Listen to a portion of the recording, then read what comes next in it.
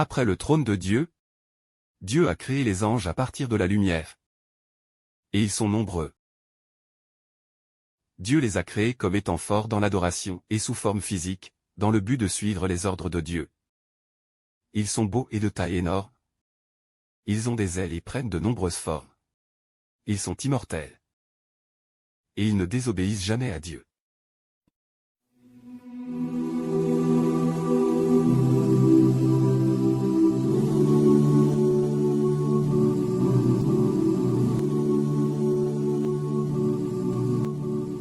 Dans le 7e ciel, il y a Sidratul Muntaha, près de la demeure paradisiaque.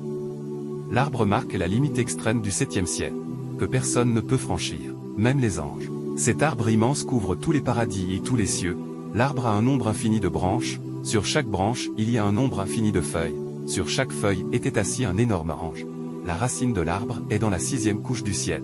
Ses feuilles ressemblent à des oreilles d'éléphant, et ses fruits ressemblent à de grands bocaux.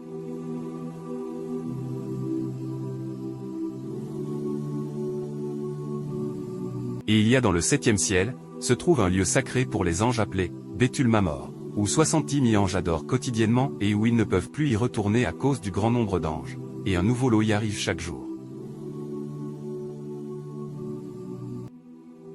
Et dans tous les cieux, il y a une maison remplie d'anges qui viennent y adorer.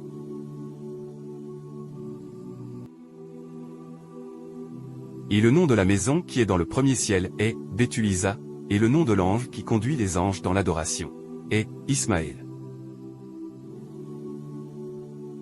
Muhammad, sallallahu alayhi wa sallam, a dit: dans tous les cieux, il n'y a pas d'espace d'un pied ou même d'une articulation de doigt ou d'une main qui ne contienne un ange prosterné ou un ange courbé, quand viendra le jour de la résurrection. Mais ils diront: nous ne vous aurions pas adoré comme vous méritez d'être adorés si nous ne l'avions pas fait sans vous attribuer des associés. Quand ils adorent, ils rendent la rangée complète, restent proches les uns des autres et comblent les lacunes de la rangée. Et c'est ainsi que Mahomet, sallallahu alayhi wa sallam, nous a ordonné d'adorer. Parlons maintenant de Gabriel.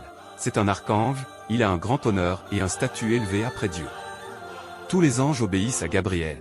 Dieu a une grande confiance en lui, c'est pourquoi il était l'ambassadeur entre Dieu et ses prophètes. Ils avaient l'habitude de leur apporter des révélations. Il a 600 ailes, et la distance entre chaque aile est comme la distance entre l'Orient et l'Occident. Chaque aile remplissait l'horizon, des perles et des pierres précieuses de toutes les couleurs tombent de ses ailes.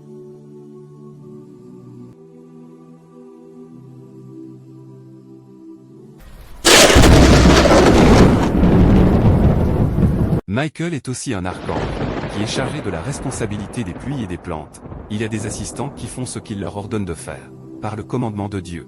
Ils répartissent les vents et les nuages selon la volonté du Dieu Tout-Puissant. Et il y a aussi l'ange des montagnes.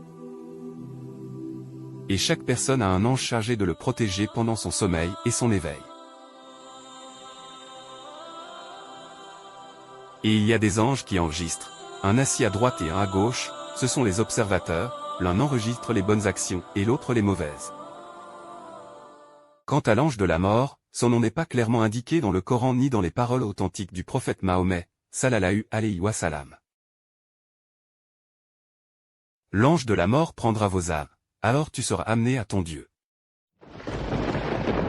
Il a aussi des aides qui extraient l'âme de l'humain du corps, jusqu'à ce qu'il atteigne la gorge, sur quoi l'ange de la mort le prend dans sa main et quand il le prend, il ne le laisse pas dans sa main plus d'un clin d'œil avant qu'il ne soit pris par ses assistants et jeté dans des linceuls qui lui conviennent.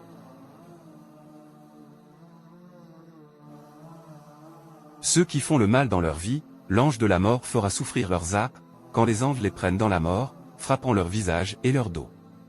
Et ceux qui ont été justes dans leur vie, l'ange de la mort prendra leur âme avec aisance et respect.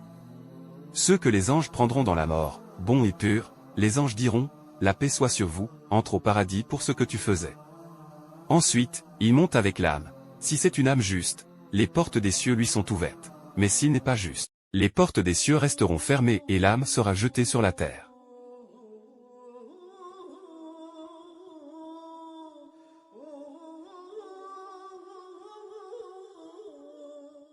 Et il y a les anges de la tombe, Munkar et Nakir.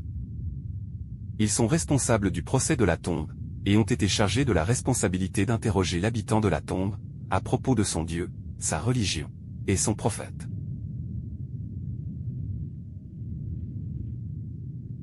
Et ils testent les justes et les pécheurs, ils ont des visages noirs et des yeux bleus et ils ont des crocs, leurs formes physiques sont inquiétantes, et leurs voix sont terrifiantes. Le gardien du paradis est un ange dont le nom est Ridouan. Et le gardien de l'enfer, c'est Malik. Parlons maintenant de Raphaël, il est aussi un archange, Dieu est au-dessus du trône, et comme nous vous l'avons déjà dit à propos du porteur du trône de Dieu, que la distance entre son lobe d'oreille et son épaule est longue de 700 ans. Et Raphaël est l'un des porteurs du trône, et il sonnera de la trompette par ordre du Dieu 3 fois.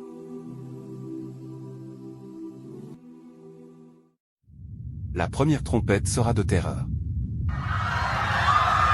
La deuxième trompette sera de l'évanouissement. Et le troisième concernera la résurrection.